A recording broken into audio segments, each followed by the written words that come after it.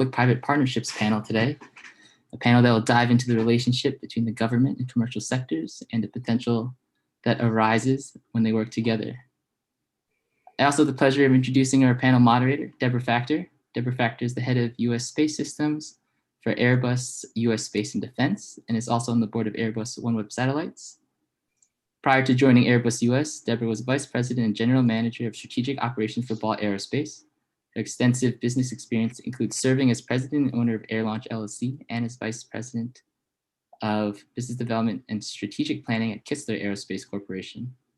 Debra is actively engaged as an advisor and mentor in the aerospace community and is a fellow of the American Institute of Aeronautics and Astronautics and the American Astronautical Society. She sits on the University of Michigan Aerospace Engineering Industry Advisory Board, the Advisory Committee for the Intelligence and National Security Alliance, and the Future Space Leaders Foundation Board. She is also an academician of the International Academy of Astronautics. Debra received her bachelor's and master's degree in aerospace engineering from the University of Michigan and is an alumna of the International Space University Summer Session Program in Strasbourg, France. So now let me present to you Debra Facktor. Thanks, Manway, and hello to everybody. We can't see you at all, so we're just going to assume we have a great engaged audience. Understand you've been having a great couple of days, and I know it's unusual times, so appreciate your attention and listening, because I know it can get a little tiring when you're in front of Zoom all day. So hopefully for this Friday afternoon, everybody's all ready for a little conversation on public-private partnerships. We've got a great panel today. Brett Alexander is with us. He is the Vice President for Government Sales of Blue Origin. Brett and I have known each other for a very long time, we're going to say, and actually first got to know each other back when we both worked at Answer. We're just going to say many years ago, Brett, right? We're not gonna say how long. But Brett spent a lot of time both in the government and in the private sector, so brings a really good perspective from his time at FAA, on the NASA Advisory Council, also at the White House, Office of Science and Technology Policy. He led the Commercial Spaceflight Federation for about 5 years, and also did some entrepreneurial space with T-Space, Transformational Space Corporation, and of course now at Blue Origin. So thanks, Brett, for being here. Happy to be here. Joe Landon is also here. Joe and I have known each other many years as well.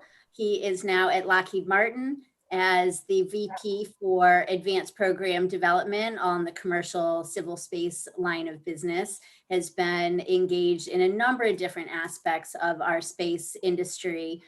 Also has startup experience. He was CFO of Planetary Resources and is very familiar with public-private partnerships from the perspective of a startup and also of an investor. He was the co-founder of Space Angels, and they've invested in a number of early stage space ventures.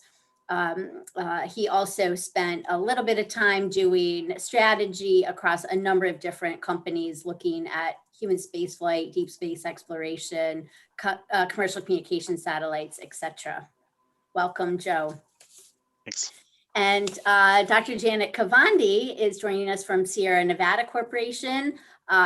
We will congratulate her as she was just promoted this week to Executive Vice President of the Space Systems Group at Sierra Nevada, where she's responsible for all of SNC's space line of business.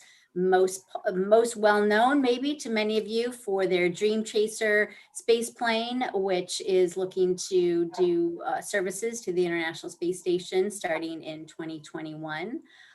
Prior to joining Sierra Nevada, she spent 25 years at NASA and was most recently Center Director of NASA Glenn Research Center in Cleveland. She is also a veteran of 3 space flights, so an astronaut, has been a mission specialist on 3 different flights, more than 33 days in space. And I think she said it was like 535 Earth orbits. who's counting, but that's a lot. A lot of time to look down at Earth and see what we look like from space. She also spent time in Houston at NASA Johnson as Director of Flight Crew Operations. So she also brings some perspective. Most recently, I think we'll hear some of the government side of the business and shifting over to the private sector, and what kind of experience she has in developing these partnerships. So welcome, Janet. So I guess, I want to start sort of the definition of public-private partnerships and what do those look like? There's roles for government, there's roles for industry. And Brett, maybe I'll start with you of how have you seen the role of government changing since you entered the space industry? Well, thanks, Debra. I think, first of all, it's really nice to be here, and the opportunity to talk about this sort of measures what I think is the big change in space flight for the last 20 years, which was when I entered the business, commercial entities were really just contractors to the government. They did what the government wanted them to do, and what the government had designed for them to do. And if you go back to the history of commercial space flight, you have NASA running the space shuttle. It was going to do all national security, all civil and all commercial launches. And in fact, one of the artifacts of history is that the United States refused to launch a commercial French communication satellite that would do commercial services as well as government services. And that's what led them to develop the Ariane rocket program, so that they had independent access and weren't dependent on the United States. So we've come a long way from that to where now commercial is the baseline for much of what government does in space. From a US perspective, much of what NASA doesn't do everything, but NASA, through the success of what was the COTS program to do cargo to the International Space Station, and now the Commercial Crew Program to do crew to the space station, both of those have been very successful and have led to that commercial activity or commercial model, and public-private partnerships as being the model for a lot of new space activities. Not for everything. You still have a government rocket like Space Launch System. You still have the capsule like the Orion spacecraft that aren't done under public-private partnerships, but they are single purpose. Whereas a lot of these other systems like the human landing system for going back to the moon, or commercial crew, commercial cargo, those have commercial applications beyond government. And therefore, there's public-private partnerships make sense to do that, to develop those systems. So that was just something that didn't exist 25 years ago. It took a long time to do, and is certainly going to spur a lot more development on the commercial side, and really bring both the funding and the technology and the markets into commercial space. Yeah, we talk about what was existing in the early 90s compared to where we are now is quite a stark difference. Can you point to something that was maybe a pivotal point, or a particular decision or policy or process that might have tipped the scale toward where we are today? I think there were fits and starts. And I think there was a concerted effort in the 80s, particularly after the space shuttle Challenger accident, to have commercial industry take over more of the activities. But it was in fits and starts. What you had with the Air Force, US Air Force Evolved Expendable Launch Vehicle program, the EELV program in the late 90s and early 2000s, was a program where the private sector put a lot of money in, but didn't end up finding the business. And that changed what government was willing to do. Over on the NASA front, at the same time, you had a lot of companies that wanted to build reusable rockets like Kistler, like that you were with.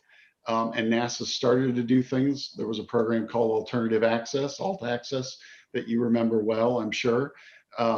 And that sort of had a fit and start. So it wasn't really until the 2005 timeframe when NASA instituted the COTS program, which is the Commercial Orbital Transportation Services program, that really was putting money into commercial companies through a public-private partnership, but that money had to be matched by private industry and to develop capabilities to take cargo to the International Space Station. That really was the first seed money that was successful. There had been other attempts before that were less successful, but that was the first one that was successful. That led to SpaceX developing the Falcon 9 rocket instead of the Falcon 1 that they had been flying, as well as the Dragon spacecraft, and led to ultimately what is now Northrop Grumman, but was then Orbital Sciences, doing the Cygnus spacecraft. So that was really the first thing that was successful enough from a government public-private partnership perspective for government to say, okay, that worked, what is next? And what was next was commercial crew, and what's next now is the human landing system. And there have been other examples of commercial remote sensing activities in partnership with the government, and other things, but a lot of the other bigger ones that were tried just weren't successful, and these are the ones that have been successful. Yeah, Debra, if I could just jump in. Joe, I see you nodding your head. Well, I'm thinking as Brett lays out this timeline, in the early 2000s of all this government and private, the way things were changing. Another thing that was happening in that same time was the X Prize, and that was really a turning point for me. Yeah. I started my career at Boeing, a big company, working as a systems engineer. And I happened to be, just out of luck, be in Southern California, and I was able to drive up to Mojave Desert, to see the Spaceship One flights. And that was, for a lot of entrepreneurs and investors in the industry, that was a big catalyst for really showing that it was possible for private companies to do anything. And there wasn't government involvement in that. So, and I think today we're starting to see those two worlds really converge, and see the power of private industry, supporting the government and for its own commercial purposes come together. So I wanted to add that, that all had come together around the same time. Yeah.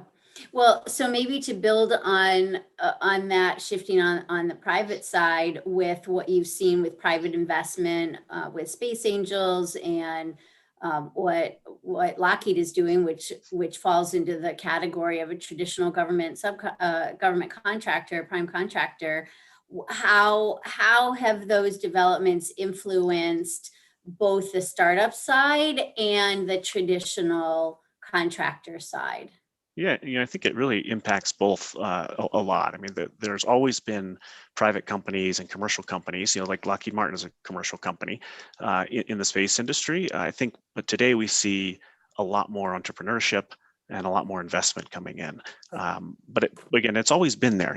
A story that I would recommend folks to go read up on is the origin story of Orbital Sciences. So it's a true entrepreneurial story, right? David Thompson took that company from an idea and created it into a big company that we know today. But now we have hundreds, if not thousands, of entrepreneurs and investors coming into the space. In the last 20 years, there's been over $160 billion of total equity investment into private companies, just driving this innovation of growth and our engine of growth and innovation.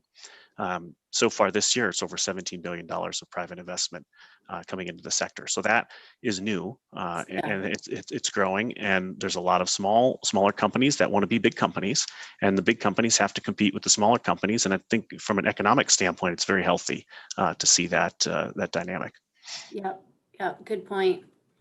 So Janet, you've got both. You spent, I know, early in your career in industry, and then most of it in government. So I'm curious your perspectives on how the government role has changed in these partnerships, and then maybe an example today, because at Sierra Nevada with the Dream Chasers had a combination of private investment, even when the government didn't select you, kept going. So I'm curious, what was the motivation behind that? So you get a 2-point question as well, a little government perspective, and go ahead. So, well, Joe, I started out with the Boeing company. I was up in Seattle in the Boeing Aerospace, and that's where I spent my first 11 years in aerospace. I was lucky enough to be selected by NASA, then to join the astronaut program, which had been my lifelong dream, is to fly in space. So I ended up going to NASA in Houston, and from there I was able to fly, but also I was able to go into some leadership positions. And I remember very distinctly of when we started talking about the public-private partnership. And we were just amazed that NASA would not be in charge of everything, because we'd always been in charge of operations. And how could we trust a private industry to be as safe as we were, right? Because we took care of humans, to the ultimate that we thought were possible. And how would we learn to trust another company? So I think that was a struggle in the early part of the 2000s. Was the philosophy of how can we possibly do this? Of course, we always had flown vehicles that other companies had built, but we were really in charge of the operations and the processing along with our partners. So it was a philosophical challenge, I think, to us to figure out how to make that work. There were two kind of major philosophies. One, and you may have heard this or maybe not, but a taxi model versus a rental car model. And which way would we go? A taxi, as you know, you trust that provider. When you jump in a taxi, they're going to drive you. They get to choose the route. You're just a passenger, and you get on here and you get off there. That's a taxi model that we talked about. Now, a rental car model is you go out to the parking lot. You get to choose the car you want to drive in. You get to choose, how nice or not nice it is, how expensive or whatever it is, and then you choose the route. You're in charge of driving it. You take yourself from your one destination to the next. So there's always a balance of deciding to what extent we would do taxi versus to what extent we would do rental car models. And I think in a lot of the crew, the cargo resupply, it's been more of the service provider, the taxi type model, where we just put our cargo, or whoever puts the cargo in the vehicle, it gets up to the space station, and then the astronauts take it out of that vehicle when it gets there. On the crewed version of vehicles, that's where it gets a little trickier, because I have yet to meet an astronaut, especially a pilot astronaut, who does not need to be in charge of that vehicle. So it's always been, even if it's an auto land kind of vehicle or auto fly vehicle, any pilot worth his or her salt wants to have a control that they can save themselves in the event of an emergency. I was listening to Gwen just before we came on, Gwen Shotwell, and she's talking about the abort system, right? And if you were going to launch and take yourself off the rocket, and then to survive a catastrophic event, you have to be able to have that, has to be automated, because humans can't react that much. But a normal flight, rendezvous, docking, landing, a lot of crew members like to have the option, if something were to go wrong, to control that part of their destiny. So I think the shift of the government from being the only ones that can do that to loosening the strings and allowing industry to start taking control and proving the industry can do it as well and with as much care for the passengers, whether they be mice or humans. That's come a long way and gained that trust. Now, being on the other side for the past year or 13 months now, I can see what life is like from the receiving end of those process or those requirements and expectations, and the challenges that are associated with getting those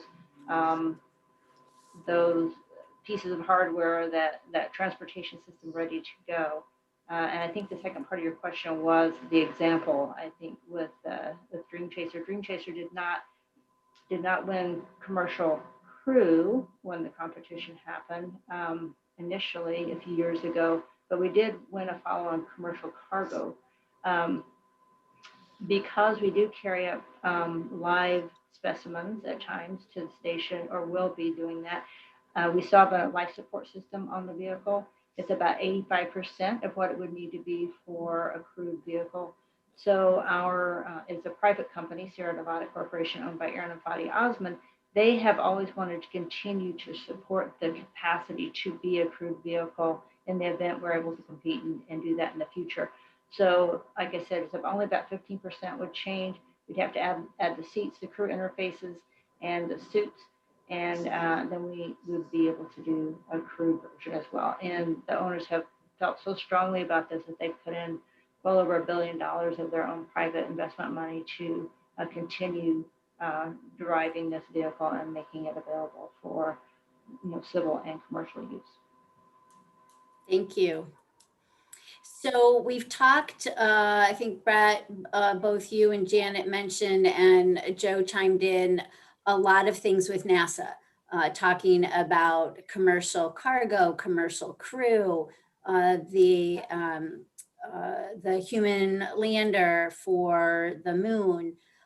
What we have a question from the audience, from our participants, and I'm just going to go right there because it's a good segue about opportunities for public-private partnerships in national security space. And with the creation of the Space Force, are there any examples? Maybe Brett, I'll throw that one over to you. What do you think? Is the Space Force more or less open to public-private partnerships and just national security space in general and Department of Defense? Because these are great examples on the NASA side, which we know has taken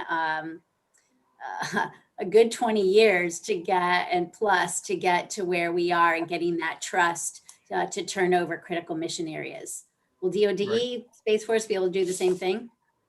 I think Space Force has a great opportunity to do the same thing. I think they are, with the Air Force history, I think they're a little bit behind the power curve from where NASA is on those public-private partnerships. They've done some in the launch area. As I mentioned, in the EELV program in the late 90s and early 2000s, there was a lot of private investment, 5 to 1, 5 billion from the private sector to 1 billion from the government, from the Air Force, in development of those original Atlas and Delta vehicles. But financially, that model wasn't sustainable for the companies, and therefore the Air Force, got a little gun shy after that in terms of those sorts of public-private partnerships. But recently did invest a little bit of money into the next generation of launch systems. So leaving launch aside, where the Space Force now really needs a lot of innovation and creativity, they are turning to the entrepreneurial sector. There's a lot of small sats that are out there that are being developed for different things that do have both civil and commercial and national security applications. And so the Air Force is looking at how they can engage with those entrepreneurial firms, smaller companies, medium-sized companies, and even bigger companies to do more rapidly, innovate on the spacecraft side of things. And I think there's a lot of room for them to do that because they are sort of relooking at their entire in-space architecture, not just the same things that they've been doing for the last 30, 40 years. We have very exquisite satellites that do very big things very well. But they also need a lot of diversity now, and they need a lot more of other capabilities. And I think that they are looking at public-private partnerships as a way to do that. So I think there's a lot of room for them to embrace public-private partnerships and be successful coming out of that.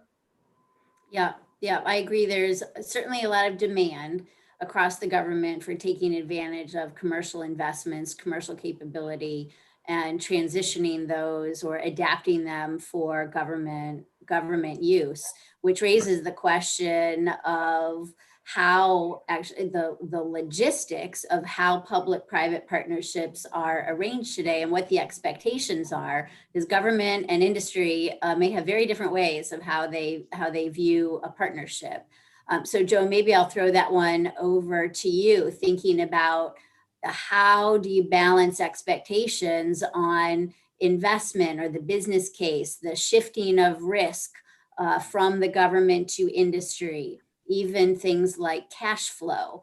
So when these public-private partnerships are set up, how can they really work? What are some of the issues to consider? Yeah, I think, like any relationship, it begins with trust, right? You have to have, if a company, companies have stakeholders and shareholders. They may be a small number of shareholders, like in Blue Origin or Sierra Nevada's case, but or a lot of shareholders, like in Lockheed Martin's case.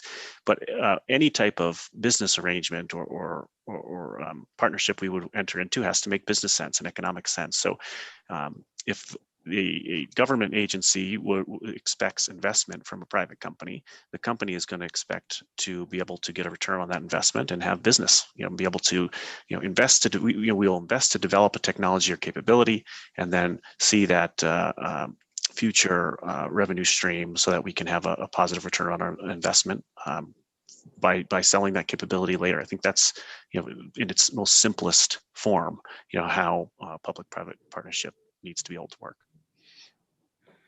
Janet, what's your perspective of that, wearing your government hat? Does the government understand and appreciate the perspectives of industry and the need to respond to other shareholders? And you first brought up the word trust. Does the government trust industry, or how can that trust be increased through these partnerships and the way they're set up? I think the famous line, trust but verify, comes to mind. I think that there's a desire to trust, and that we have to prove ourselves in industry, right? That we've earned that trust, as with many other things. I think initially, like I said, it was difficult to gain that trust. There were people that were more enthusiastic about a public partnership than others. There's a lot of pride in the agency to say that, hey, we're the agency that put the first humans on the moon. We're the only people that can do this, right? We're America. We did this first. But in truth, when everybody thinks about it, it really has always been a partnership with industry to build the vehicles, to work with the hardware, the software, the integration, the crew training. All of that has always been a partnership. What we're talking about now is just going to the next phase or the next step, where industry takes over even more of a role in the operations and provides those beginning to end services, and industry continues to own the vehicles, and industry is responsible for the training and the delivery in these cases, and ensuring themselves.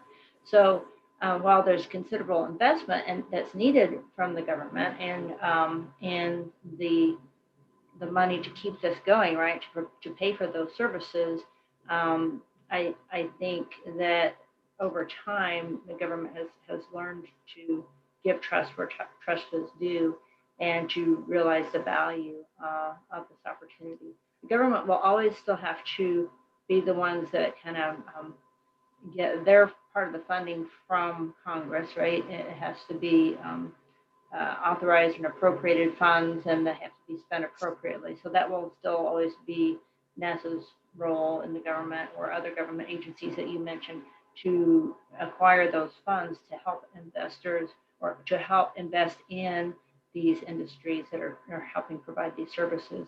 So I think it will always continue to be a necessary dependency on each other to have the missions to go for, and then to have industry figure out innovative ways to get those missions flown in an affordable and a safe manner with new innovative technologies.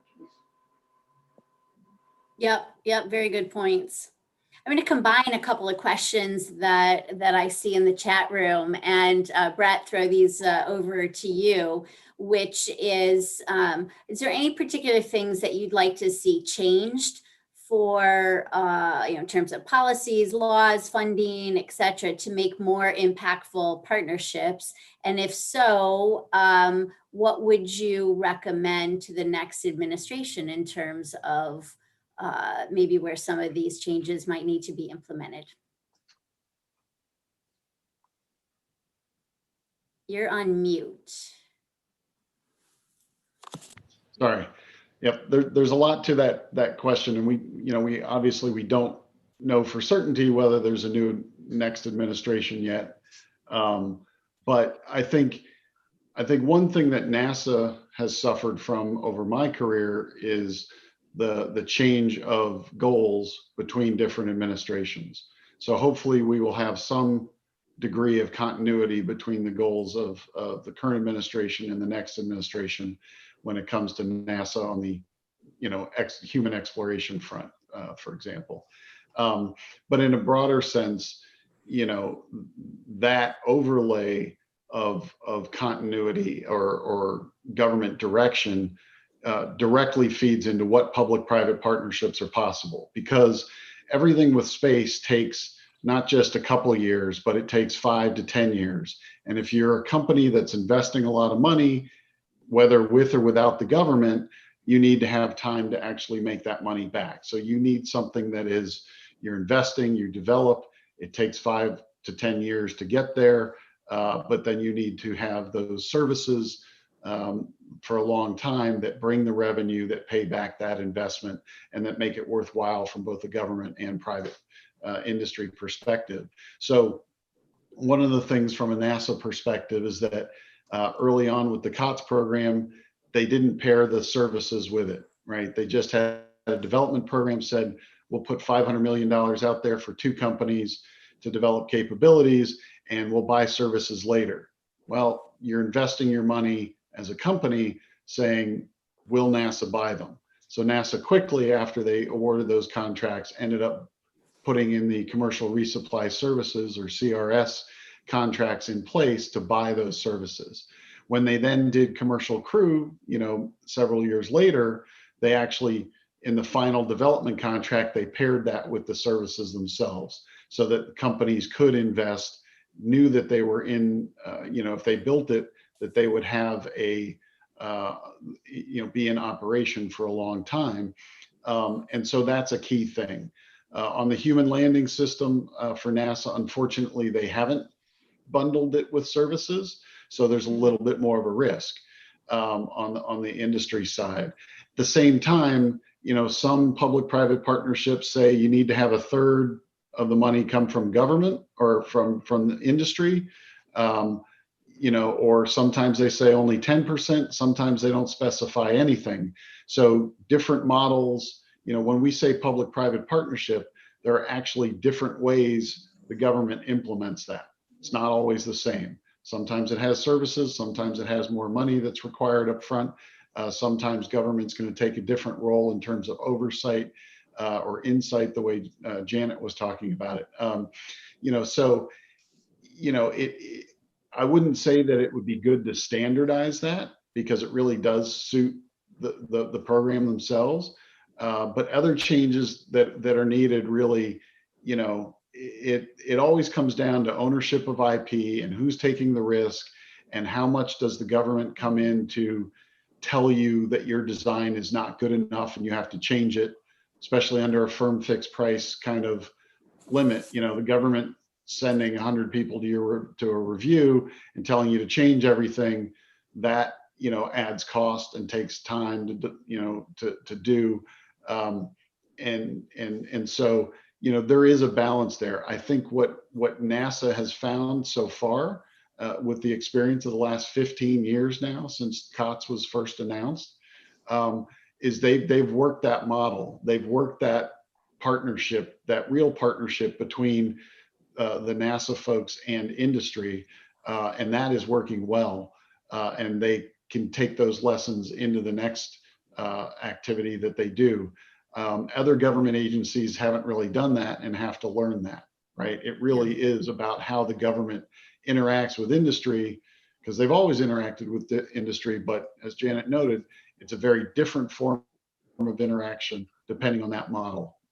Right. Normal government contractor model, or public-private partnership, or I'm just buying a commercial service, whether you show up or not. I buy laptops off the internet from a computer provider, and I don't really ever have to interact with them. I just get them and use them.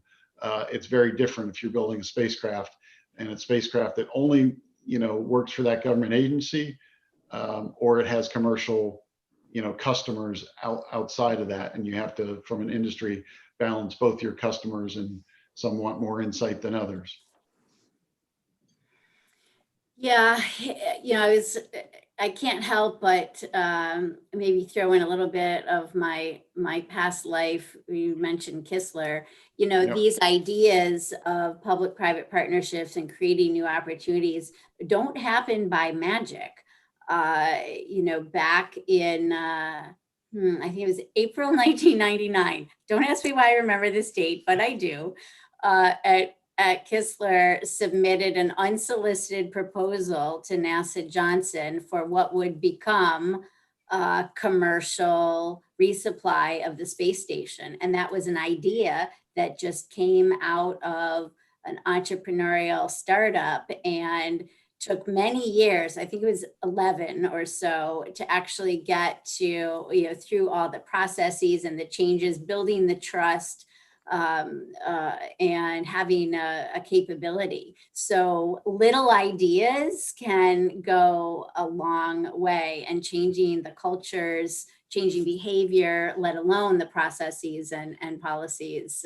You just never know where those are all gonna come up. Yeah, if I could add one thing on, it really comes down to the difference between having a relationship and a partnership.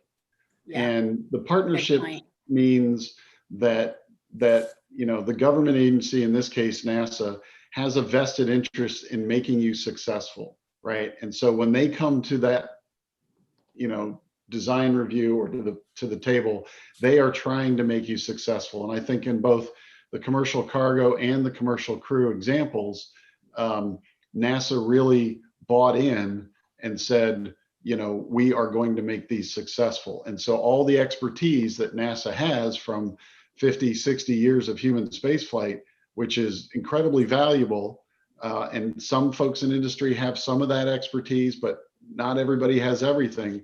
When NASA comes to the table as a partnership, as a partner, they really do help to make that a success.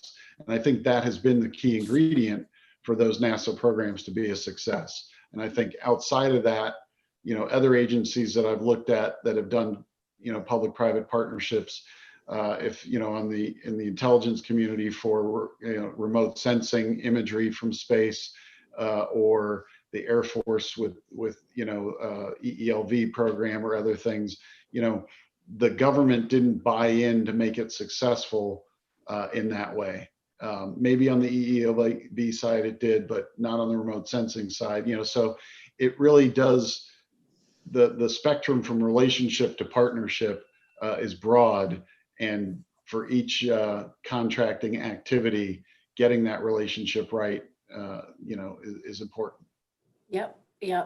Well, maybe we can shift gears a little bit into a different market area. And Joe, I'm going to give this one to you from the audience, which is on space resource utilization, and is knowing from your background, do you think this is an area that public or private sector will take the lead in funding the development? Is there an advantage one way or the other, or is it truly a partnership?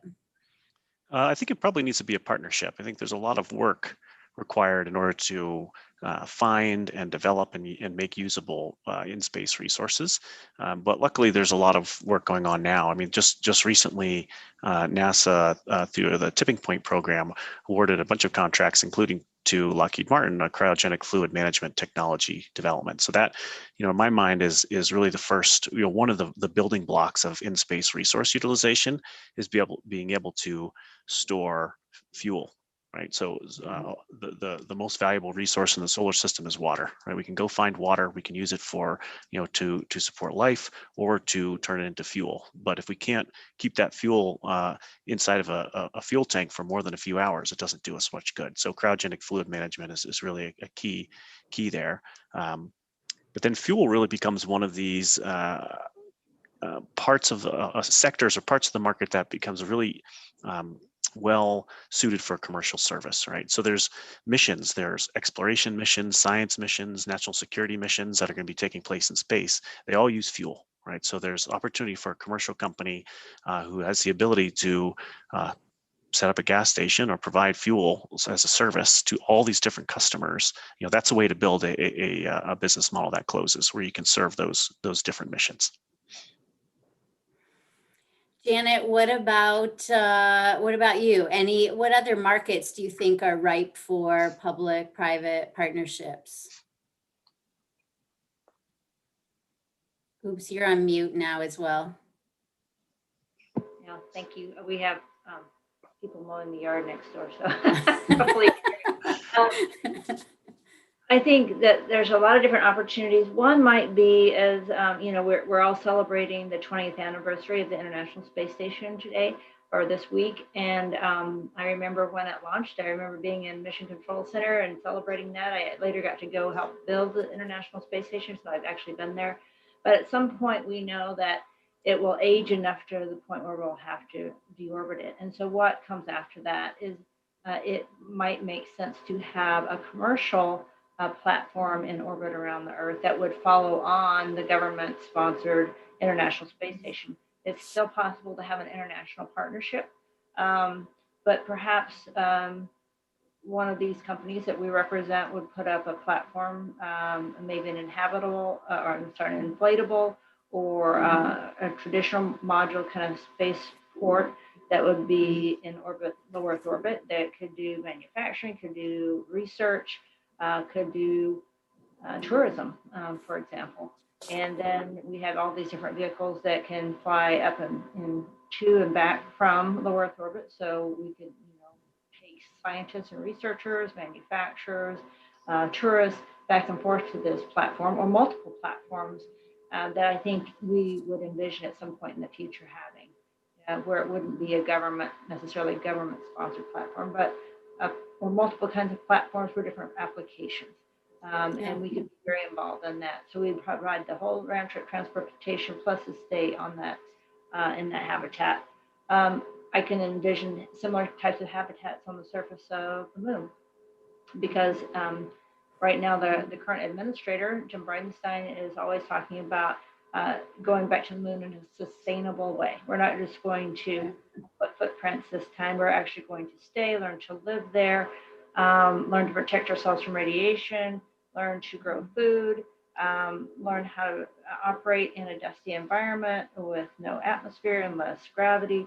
How do we make our equipment work in an environment like that? And if they fail, well, if they fail catastrophically, we can bring people home. It's only 3.5, 4 days away. We want to get all of that figured out before we take an adventure as far away as Mars underhand, because Mars is months and months away, nearly a year, depending on what the propulsion system would look like.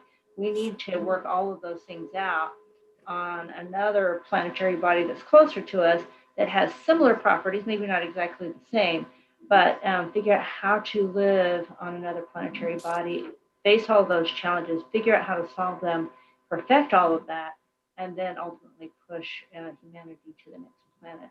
So I think a commercial partnership can contribute significantly for that. I think Brent might have mentioned the human landing system.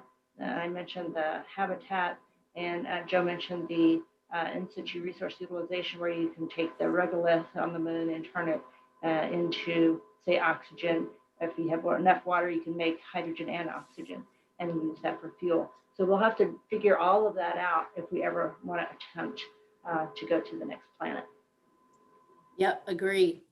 So kind of picking up on the International Space Station theme, Janet, there's actually several questions in the audience about, and I'll summarize, with the international collaboration when it comes to public-private partnerships, because what we've really shared here has been focused on the US market, and ISS was very much government-to-government collaboration, of course, with industry developing technologies and manufacturing. What do you see for international public-private partnerships or opportunities for US companies with international companies? Because it's sort of another aspect, and there's even another government-to-government aspect of NASA and the Space Force having recently signed an MOU, and NASA also signed the Artemis Accords, which calls for more international collaboration. So where does international play in this? And maybe Janet, I'll do, you start with it, and Brett, I saw you shaking your head, so you can chime in as well.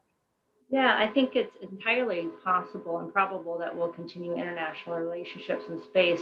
It's a huge domain out there, and and it's, you know, too big for just one country. And so, in fact, we've already been approached by the United Nations on the possibility of a Dream Chaser mission that would help carry payloads for a lot of countries that so far haven't had any access to space. So a collaborative project for that. We've been approached by other different nations on either flying their astronauts or payloads, or partnering with us on ideas such as, you know, a habitat in low Earth orbit. So I think we will always continue to have these opportunities to work with other countries. Now, if we have, you know, and that's the way it is today, if you have a mission with DoD or National Security Space, you have to, you know, firewall all of that away from your international aspirations. But that's a doable thing. We know how to work that. And so that we can still work with the Space Force and do missions for them if they decide to work with private partnerships or public and private partnerships, or we could firewall that away from the work we would do with other international partners. So I think it's still an opportunity to seek out and work on. I think it helps build global cooperation, appreciation for the planet, appreciation for common missions, but we can also protect our domain in space as well from the bad actors who might be out there who aren't using space for maybe the best purposes. So I think we can all work together to solve a lot of those different problems. You're on mute again, Brett. Yeah, I would completely agree with everything that Janet just said. You know, Apollo, which, you know, was such an amazing, incredible achievement and was 50 years ago, was not sustainable because it was such a big undertaking and it was just the United States doing it. I think, you know, United States government in point of fact. And so to make exploration and to make space in a larger context, to make it sustainable over decades, you know, and not just a mission or a couple missions, not only do you need, you know, commercial and entrepreneurial and you know, get an economic activity going that's independent and grows outside of government, but to do that, you also need international. You need everybody up there working and doing the same sort of things, you know, different piece parts of it, sure, but a larger effort that helps make it sustainable. I think it's not really just about, or even at this point, about competition with, let's say, you know, in the past it was competition with the Soviet Union, now Russia, we're friends. It's competition sometimes now with the Chinese. You know, it's not really about that. That's not a driver. That geopolitical driver is not what makes us go back to the moon.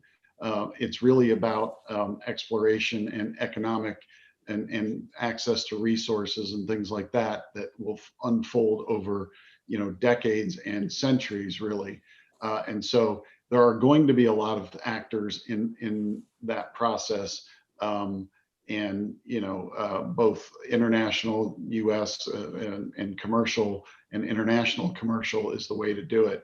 I would say that the Artemis Accords that NASA has achieved in the last, you know, 6 months really are fantastic. I think they are absolutely the way to go. They set up the basis for, you know, the international partnership, who's going to provide what.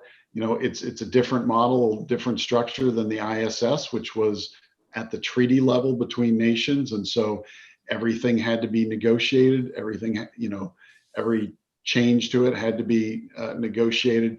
The Accords really are a framework, and you can hang a lot of things on the framework, and people can come and go, and things can change.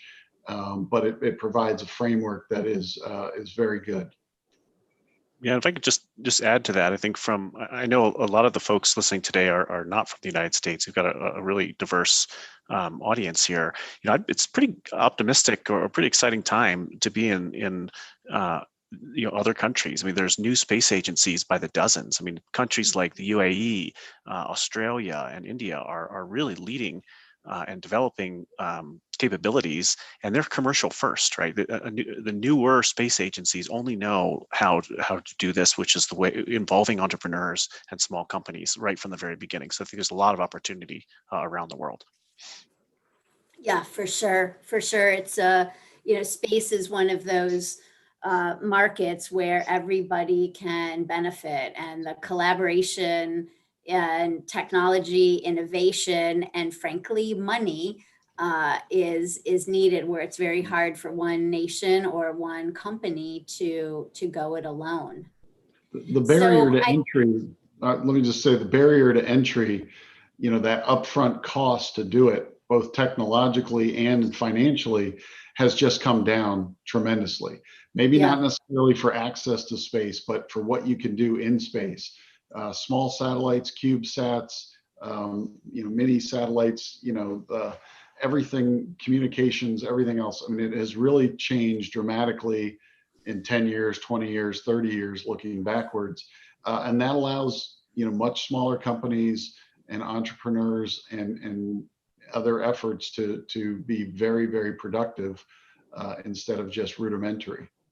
Yeah, totally agree. Totally agree. It's almost like the democratization of access from innovation, money, and crossing borders, where we previously see most startups being in the U.S. And it's only going to continue to accelerate. Yeah.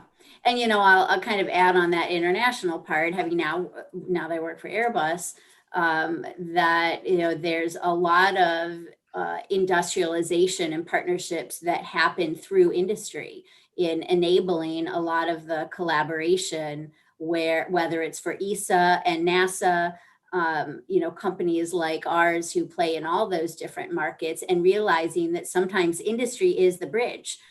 Government doesn't always talk to one another. Actually, within industry, we don't always talk to one another either. But the role of industry in facilitating those opportunities, I think, is something to be remembered. So we have time really for one more question, and so it'll be kind of a little bit of a speed round. And Joe, I'm gonna give it to you first. But it's the top vote getter on our Q&A right now, which is about establishing a robust, sustainable space economy. And all three of you have brought up the importance of sustainability in what we do. Sustainability can take on a number of different connotations, from protection of resources to being something that has an ongoing life going forward. So, Joe, for you, what do you think is the biggest challenge and the biggest opportunity to establishing that economy? Brett, I'm going to ask you, what is Manway, you took my question away. I will ask you, what is the most important business aspect that needs to be considered in that economy? And Janet, for you, the most important government role in facilitating that. So and if you want to take a variation on a theme, you're more than welcome. But our closing round will be on sustainable space economy. Okay, so I'll start with, so I think, I'll echo Brett's comment from before about the biggest challenge is, let's all stay aligned on one set of goals so that we have time to go out there and achieve them. I think it's really important that we sort of redouble our efforts and focus on the Artemis program going forward and continue to pursue these goals and not change. I think biggest opportunities, and I'll take sort of from a commercial or entrepreneurial standpoint here, in order to develop a robust in-space economy, you need to be able to have some basics when you get there. So transportation is a given, and I think we've got a lot of folks working on that. But when you rent a new apartment, you're able to sort of get power, water, and cable like right away. So we need communications, navigation, and energy and power, like these basic services. If we can make that available, like on the moon or on and around the moon, I think then that sets a stage for commercial companies and entrepreneurs to really build on top of that infrastructure. Right, and I would say that financially, you've got to have that customer base, right? You have to, to invest a lot of money, you have to know that somebody's going to be there to buy it and that your price is going to be reasonable. And so it goes back to what Joe said, which is constancy of purpose. If we all go back to the moon now, but 5 years later, we're all going somewhere else, then, nobody's going to, make the money by investing in something that's moon related. And so I think that we would all benefit by stability and everybody rowing in the same direction.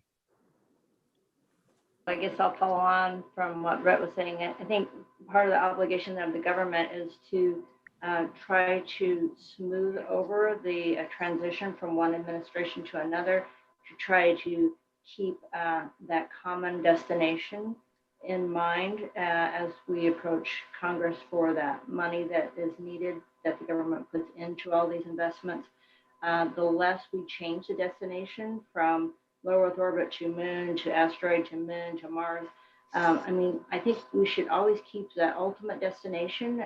If we can agree that if we want as a human species to ultimately end up on another planet, which would be Mars, which is our nearest neighbor, and establish presence on another planet for exploration and potentially human survivability, then that's our ultimate goal. What is the most efficient way to get there? How do we spend the money most efficiently? How can we learn the quickest to make that a successful endeavor by doing what we're doing in low Earth orbit first, getting human data on microgravity, radiation, all that kind of thing. Next, on the next planetary surface, which is the moon, learn what we can from the surface of the moon, benefit as much as we can humanity and science as we go, and then the ultimate push to Mars. So I think as long as NASA can help, our administrations keep focused on those ultimate goals, that we can have the most reliable source of government support and finances to add to the private